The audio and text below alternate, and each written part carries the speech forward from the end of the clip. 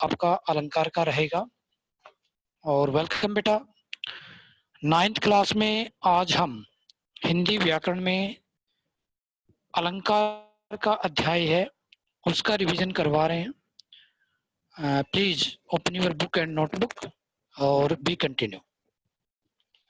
अलंकार जो शब्द है बेटा, वो दो शब्दों से मिलकर बना है, अलम प्लस कार। अलम प्लस कार यानी आभूषण या गहना। अलंकार शब्द है वो दो शब्दों से मिलकर बना है, अलम प्लस कार यानी आभूषण या गहना। एक सिंपल सी डेफिनेशन में आपको बता दूं, जिस प्रकार महिलाएं अपने शारीरिक सौंदर्य में वृद्धि करने के लिए आभूषणों का प्रयोग करती हैं, गहनों का प्रयोग करती हैं, ठीक उसी प्रकार काव्य की शोभा बढ़ाने वाले तत्वों को ही हम क्या कहते हैं, अलंकार। अलंकार दो शब्दों से मिलकर बना है, अलम तथा कार। इसका अर्थ होता है अलंकृत करना अर्थात सजाना। प्रसिद्ध जो संस्कृत के आचार्य थे वामन, उन्होंने एक बहुत ही सिंपल सी परिभाषा लिखी है, साधारण सी परिभाषा लिखी है, अलंकृति अलंकार है, अर्थात जो किसी को अलंकृत करे वह अलंकार है। अलंकृति अलंकार है अर्थात जो किसी को अलंकृत करे वह अलंकार है। काव्य की शोभा बढ़ाने वाले तत्वों को ही अलंकार कहते हैं। बहुत ही आसान परिभाषा, इससे आसान कोई नहीं है। काव्य की शोभा बढ़ाने वाले तत्वों को ही अलंकार कहते हैं। अलंकार के मुख्यतः बेटा दो भेद माने जाते हैं। एक होता है बेटा शब्दालंकार और दूसरा होता है बेटा अर्थालंकार। जहां शब्द विशेष के कारण चमत्कार उत्पन्न होता है, वहां आपका शब्दालंकार होता है। जहां शब्द विशेष के कारण चमत्कार उत्पन्न होता है, वहां पर बेटा शब्दालंकार होता है। शब्दालंकार के अंतर्गत आपका अनुप्रास अलंकार आता है, यमक अलंकार आता है और श्लेष अलंकार आता है। ये तीन ही अलंकार आते हैं, अनुप्रास, यमक और श्लेष, ये तीनों ही शब्दालंकार हैं। बाकी जितने बच गए वो सारे के सारे बेटा अर्थालंकार है। अर्थालंकार क्या होता है? ऐसे शब्द जो वाक्य में प्रयुक्त होकर उसके अर्थ को चमत्कृत कर दे। ऐसे शब्द जो वाक्य में प्रयुक्त होकर उसके अर्थ को चमत्कृत कर दें, उसे अर्थालंकार कहते हैं। अर्थालंकार में उपमा, रूपक, उत्प्रेक्षा, अतिशयोक्ति और मानवीकरण, तो कुल मिलाकर के आपने 8 से 9 जो अलंकार है वो ही पढ़ने हैं, जो आपके कोर्स में दिए गए हैं। उपमा, रूपक, उत्प्रेक्षा, अतिशयोक्ति और मानवीकरण, ये आपके किस में आते हैं? अर्थालंकार में। शब्दालंकार जहां शब्द विशेष के कारण चमत्कार उत्पन्न होता है बेटा, वहां शब्दालंकार होता है। और शब्दालंकार में कौन कौन से आते हैं? आपका अनुप्रास अलंकार हो गया, दूसरे नंबर पे आपका यमक अलंकार हो गया, तीसरे नंबर पे आपका श्लेष अलंकार हो गया। अर्थालंकार ऐसे शब्द जो वाक्य में प्रयुक्त होकर उसके अर्थ को चमत्कृत करते हैं या अलंकृत करते हैं, अर्थालंकार कहते हैं। इसमें बेटा उपमा अलंकार हो गया, आपका रूपक हो गया, अतिशयोक्ति हो गया, उत्प्रेक्षा होगा और मानवीकरण हो गया। अब आपका इसके अलावा एक और है आखिरी, उभयालंकार।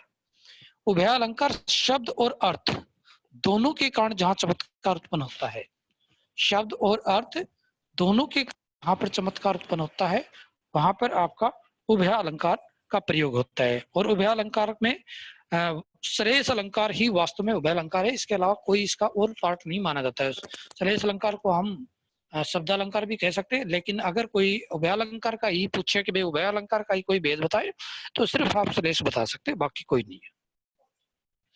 अब हम 1 by 1 शब्दालंकार के बारे में चर्चा करेंगे, यानी उसके भेद जो हमने बताए थे। अनुप्रास अलंकार सबसे पहला जो है, अनुप्रास अलंकार। अनुप्रास का विच्छेद करने पर अनु प्लस पर प्लस आस, ये बनता है इसका।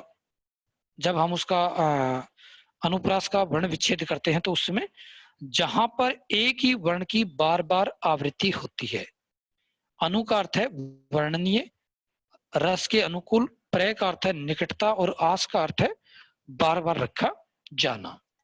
अनु का अर्थ है वर्णन करने या वर्णनीय, रस के अनुकूल, प्रय का अर्थ होता है निकटता और आस का अर्थ होता है बार बार रखा जाना। सही प्रकार से यदि हम इस प्रकार की डेफिनेशन लिखे तो एक ही वर्ण की जहां बार बार आवृत्ति होती है, जहां रिपीटेशन होती है, एक ही वर्ड बार बार रिपीट होता है, वहां पर अनुप्रास अलंकार होता है। जहां पर एक ही वर्ण की बार बार आवृत्ति होती है वहां अनुप्रास अलंकार होता है। वैसे अनुप्रास अलंकार के भेद है छेकानुप्रास, व्यर्त्यानुप्रास और लाटानुप्रास। 3 भेद होते हैं, लेकिन आपने उनके उपभेद हैं जो अनुप्रास के भेद जो मैंने बताए, छेकानुप्रास, व्यर्त्यानुप्रास और लाटानुप्रास, उनको नहीं याद करना है, आपने सिर्फ अनुप्रास तक सीमित रहना है। अनुप्रास का उदाहरण बताते हैं, बहुत ही सिंपल उदाहरण है एक, रघुपति राघव राजा राम। रघुपति राघव राजा राम, रे वर्ण की आवृत्ति है, अनुप्रास अलंकार है। सुरुचि सुवास सरस अनुरागा, स वर्ण की आवृत्ति है। सुरुचि सुवास सरस अनुरागा, स वर्ण की आवृत्ति है। बंदव गुरु पद पद्मो परागा, बंदव गुरु पद पद्मो परागा, प वर्ण की आवृत्ति है, अनुप्रास अलंकार है। चारु चंद्र की चंचल किरणें खेल रही थी जल थल में, स्वच्छ चांदनी बिछी हुई थी अवनी और अंबर में, च वर्ण की आवृत्ति है, अनुप्रास अलंकार है। इसके अलावा अब हम चर्चा करते हैं आपका इसमें और अलंकार आ गया दूसरे नंबर पे, यमक अलंकार की बात करेंगे बेटा। यमक, ये भी एक शब्दालंकार होता है। यमक का अर्थ होता है बेटा युगम, अर्थात जोड़ा। मतलब कहने का मतलब यहाँ इसमें भिन्न अर्थ के साथ किसी वर्ण अथवा शब्द की आवृत्ति होती है। एक ही शब्द 2 बार या 3 बार, 4 बार, 5 बार रिपीट होता है और हर बार मीनिंग अलग अलग आता है, वहां पर यमक अलंकार होता है। जहां पर एक ही शब्द की बार बार पुनरावृत्ति होती है और हर जगह पर उसका अर्थ अलग अलग आता है, वहां पर जो है आपका कौन सा अलंकार होता है, यमक अलंकार होता है। एक शब्द की एक से अधिक बार आवृत्ति होती है और हर बार उसका अर्थ अलग अलग आता है, वहां पर यमक अलंकार होता है। रिपीट कर रहा हूं, फिर सुन लें। एक ही शब्द की एक से अधिक बार आवृत्ति होती है, रिपीटेशन होती है और हर बार उसका अर्थ अलग अलग आता है, वहां पर यमक अलंकार होता है। आपने बीए में, बीए द्वितीय में सेकेंड ईयर में जो है एक कविता है भूषण कवि की पूरी कविता यमक अलंकार की है, बता रहा हूं, सुनिएगा। ऊंचे घोर मंदिर के अंदर रहन वारी, लाइनें रिपीट होंगी, मीनिंग अलग अलग होगा। ऊंचे घोर मंदिर के अंदर रहन वारी, ऊंचे घोर मंदिर के अंदर रहती हैं। वो राजाओं की रानियां कभी ऊंचे ऊंचे महलों में रहती थी, ऊंचे घोर मंदिर के अंदर रहती हैं।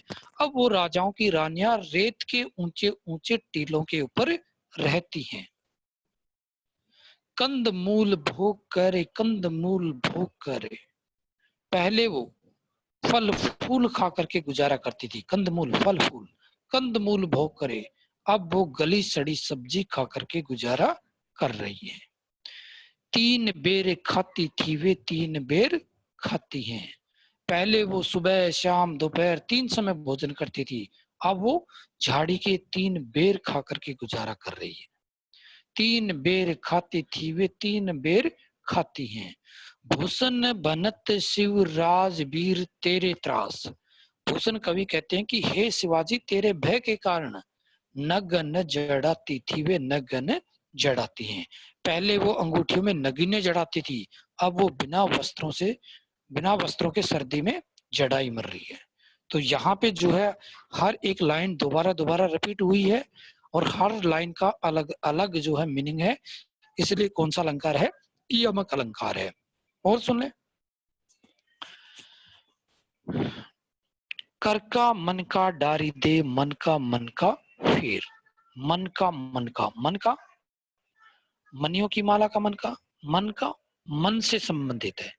एक शब्द 2 बार रिपीट हुआ है, मीनिंग अलग अलग है, यमक अलंकार है। और सुन ले यमक अलंकार का, कनक कनकते सो गुनी मादकता अधिकाय, व खाए बोराए जग या पाए बोराए। कनक सोना, कनक धतूरा। धतूरे में सोने से 100 गुना अधिक नशा होता है। सोना तो पाने से ही नशा चढ़ जाता है, सॉरी, धतूरा तो खाने से नशा बढ़ता है, सोना तो पाल लेते हैं हम तभी नशा चढ़ जाता है। कनक कनकते 100 गुनी, सोने में धतूरे से 100 गुना अधिक नशा होता है। सोने में धतूरे से 100 गुना, पहले कनक का मतलब सोना है, कनक धतूरा, सोने में धतूरे से 100 गुना अधिक नशा होता है। धतूरे का तो खाने से नशा चढ़ता है और सोना तो मिल जाता है तभी आदमी को नशा हो जाता है। समझ गए होंगे। अगला और एग्जाम्पल देख ले यमक अलंकार का। जेते तुम तारे, तेते ने नभ में तारे। तारे शब्द 2 बार आया है। तारे का मतलब है अच्छे लगना, जितने तुम मुझे अच्छे लगते हो। तेते ने नभ में तारे, उतने अच्छे तो आकाश के तारे भी नहीं लगते। तो शायद मेरे ख्याल से आप समझ गए होंगे। श्लेष अलंकार की बात करेंगे हम। श्लेष का मतलब होता है बेटा चिपकना। श्लेष का मतलब होता है चिपकना, जहां पर एक ही शब्द के एक से अधिक अर्थ निकलते हैं एक ही जगह पर। जहां पर शब्द एक होगा और एक ही जगह पर एक से अधिक अर्थ निकलते हैं, वहां पर आपका कौन सा अलंकार होता है? श्लेष अलंकार होता है। ध्यान से सुनिए, श्लेष अलंकार, जहां पर श्लेष का अर्थ है चिपकना, मीनिंग याद रखें, श्लेष का अर्थ है चिपकना, जहां पर एक से अधिक मीनिंग एक ही जगह पर चिपके होते हैं, वहां पर श्लेष अलंकार होता है। उदाहरण देखें। रहीमन पानी राखिए, बिन पानी सब सून। पानी गए न उभरे, मोती मानुष चून। पानी, पानी का मतलब होता है मोती। पानी का पानी का मतलब है चमक, मोती की चमक। पानी मनुष्य की इज्जत, पानी जल। रहीम मीनिंग अलग अलग हैं पानी शब्द के। रहीम दास जी कहते हैं कि रहीमन पानी राखिए, हमें मान सम्मान चमक इज्जत बचा करके रखनी चाहिए। बिना पानी के सब कुछ सुना है। पानी गए न उभरे, यदि पानी चला गया तो कोई नहीं बच पाता है। यदि मोती का पानी उतर गया तो उसकी कीमत घट जाएगी। मानुष, यदि मनुष्य की पानी मतलब इज्जत चली गई तो उसकी कीमत कम हो जाएगी। और चून, यदि आटे में पानी नहीं डालेंगे तो उससे रोटियां नहीं बन सकती, तो उसकी कीमत भी कम हो जाएगी। अगला देखें, एक और एग्जाम्पल मैं बता देता हूं श्लेष अलंकार का। रहीमन जो गति दीप की, कुल कपूत की सोई। बारे उजियारो करे, बढ़े अंधेरो होई। रहीमन जो गति दीप की, दीप शब्द के 2 मीनिंग है यहाँ पे। दीप मतलब दीपक और दीप का मतलब होता है संतान। रहीमन जो गति दीप की, रहीम दास जी कहते हैं कि जो गति एक दीपक की होती है वही गति संतान की होती है। रहीमन जो गति दीप की, कुल कपूत की सोई। वही गति कुल में पैदा हुए एक वंशज की होती है, एक बेटे की होती है। बारे, बारे के 2 मीनिंग है। बारे मतलब जलाने पर, बारे मतलब बचपन में। बढ़े, बढ़े शब्द के भी 2 मीनिंग है। बढ़े मतलब जलाने पर और बढ़े मतलब बुझाने पर, बढ़े मतलब बड़ा होने पर। बारे उजियारो करे, दीपक को यदि हम जलाते हैं तो वो उजाला करता है। बढ़े यदि बुझा देते हैं तो अंधेरा करता है।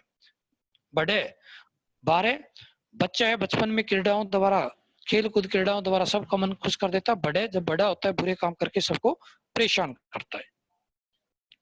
तो आपका जो है श्लेष अलंकार है। ध्यान रहे, श्लेष अलंकार में एक ही जगह पर 2 मीनिंग मिलेंगे। अगला चर्चा करूंगा मैं उपमा अलंकार की। उपमा का अर्थ होता है बेटा तुलना या समानता। उपमा का अर्थ है तुलना अथवा समानता, जहां पर 2 वस्तु की तुलना उनके रूप रंग या गुण के कारण की जाए या रूप रंग और गुण के अनुसार की जाए, वहां पे उपमा अलंकार होता है। उपमा का अर्थ होता है तुलना अथवा समानता, जहां पर 2 वस्तु की तुलना उनके रूप रंग व गुण के अनुसार की जाए, उसको उपमा अलंकार कहते हैं। एक उदाहरण सुने। उपमा अलंकार की एक और पहचान होती है, सेंटेंस के बीच में जो योजक चिन्ह मिलेंगे, सा, से, सी, सम, ज्यों, सदृश, ये शब्द मिलेंगे। पीपर पात सरिस मन डोला। सरिस शब्द आ गया, उपमा अलंकार है।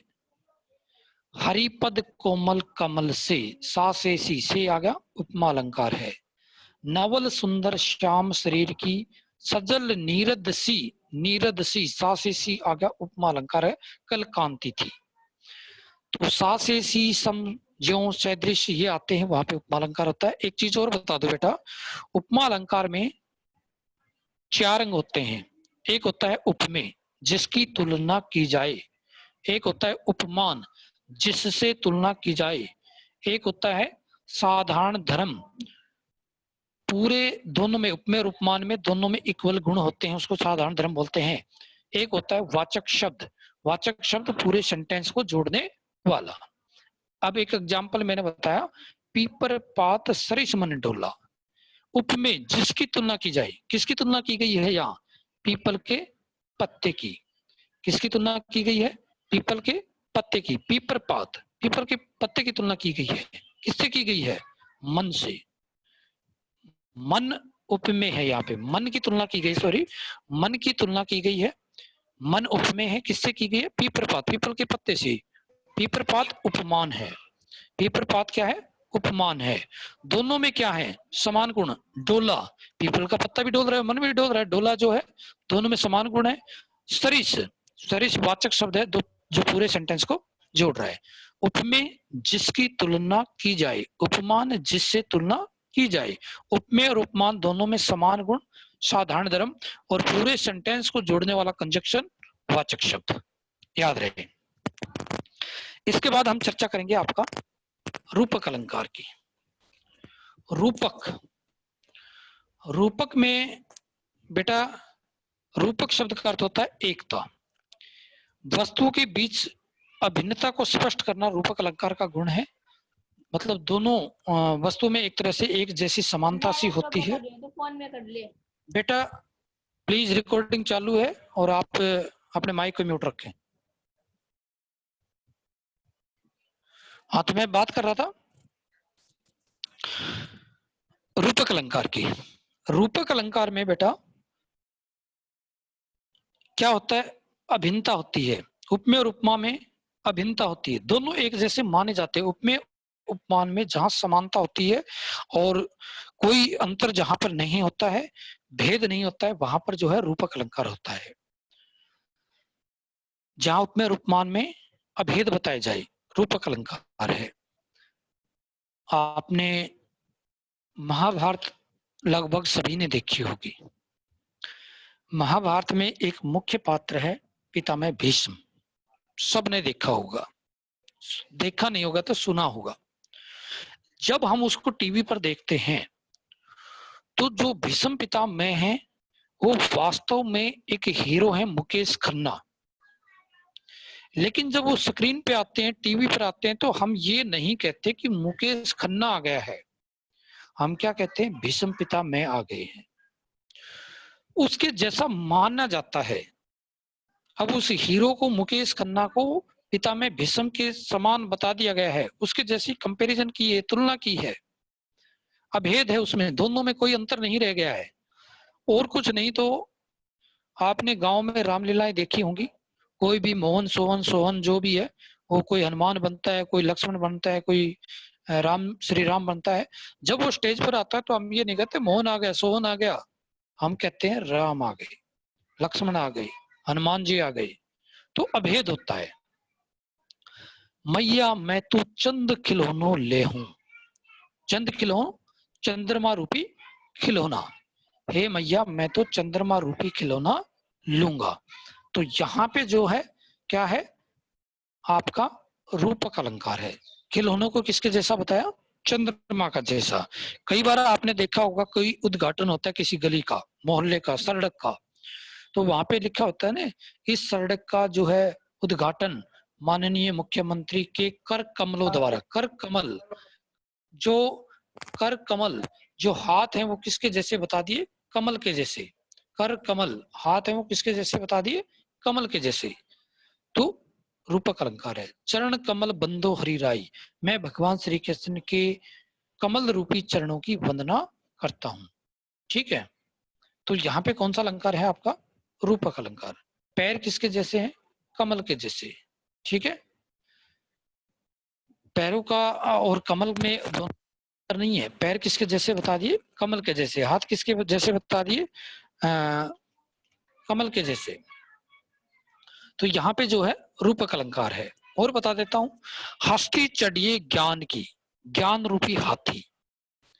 हमें ज्ञान रूपी हाथी पर सहज पद्धति रूपी दलीचा डालकर चढ़ना चाहिए। आपकी साखियां, वहां से एक साखी है, हस्ती चढ़िए ज्ञान की सहज दलीचा डारी, स्वान रूप संसार है भूखंदे जकमारी। हस्ती चढ़िए ज्ञान की, हस्ती ज्ञान रूपी हाथी, ज्ञान रूपी हाथी। जाने कब सुन मेरी पुकार करे देव भवसागर पार। आपकी कविताओं की लाइनें ही उठा रहा हूं मैं अब यहाँ। भवसागर पार, संसार रूपी सागर, संसार रूपी सागर।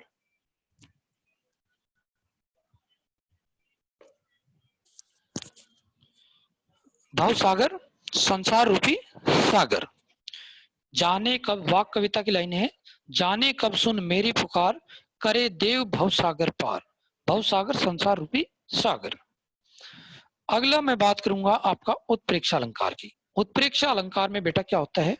जहां पर उपमेय में उपमान की संभावना पाई जाए, जहां उपमेय में, जहां उपमेय में उपमान की संभावना पाई जाए, वहां पर जो है आपका उत्प्रेक्षा अलंकार होता है। उत्प्रेक्षा अलंकार में कंजक्शन मिलेगा सेंटेंस के बीच में, मानो, मनहु, जनहु, मनुहु, ये ऐसे मिलेंगे। ठीक है, झुककर मैंने पूछ लिया खा गया मानो झटका। मानो शब्द का प्रयोग हुआ है, मैंने बताया मानो, जानो, जनहु, मनहु, जनु, मनु, ऐसे कंजक्शन मिलेंगे आपको उत्प्रेक्षा अलंकार में, जहां उपमेय में उपमान की संभावना पाई जाती है। मृत्यु मलय वायु मानो तुझे चंदन चारू चढ़ा रही, मानो शब्द आ गया। विनय सकुनास का घर ध्यान बन गए पुष्प पलास अराल। तो यहाँ पलास के फूल हैं उपमेय में, और नायिका की नासिका जो है उपमान का संभावना की गई है। तो उत्प्रेक्षा में जहां उपमेय में उपमान की संभावना पाई जाती है।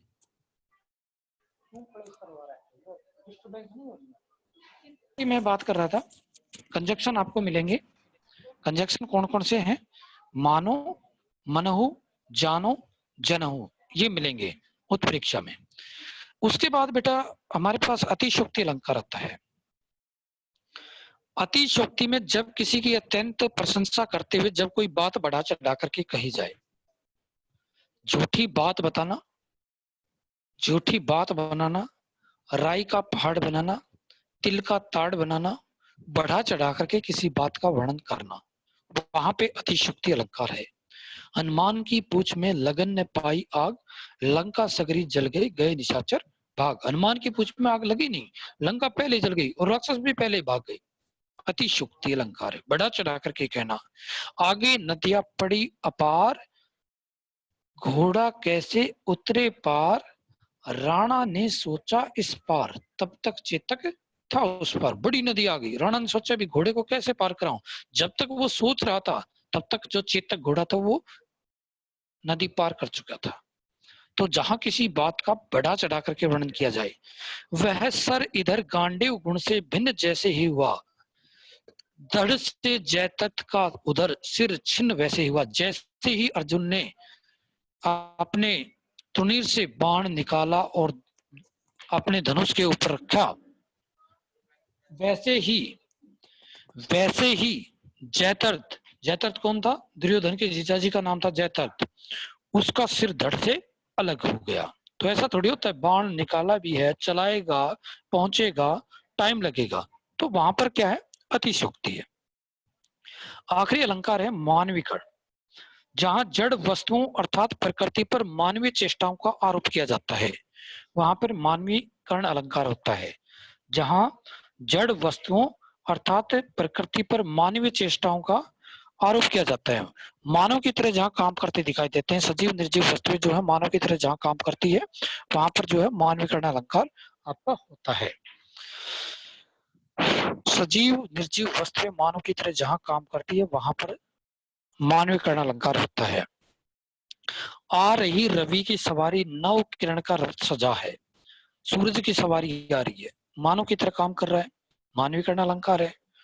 और जो है और एग्जाम्पल बता देता हूँ। फूले हंसे कलियां मुस्काई, फूलों का हंसना कलियों का मुस्कुराना मानव की तरह काम करना है, मानवीकरण अलंकार है।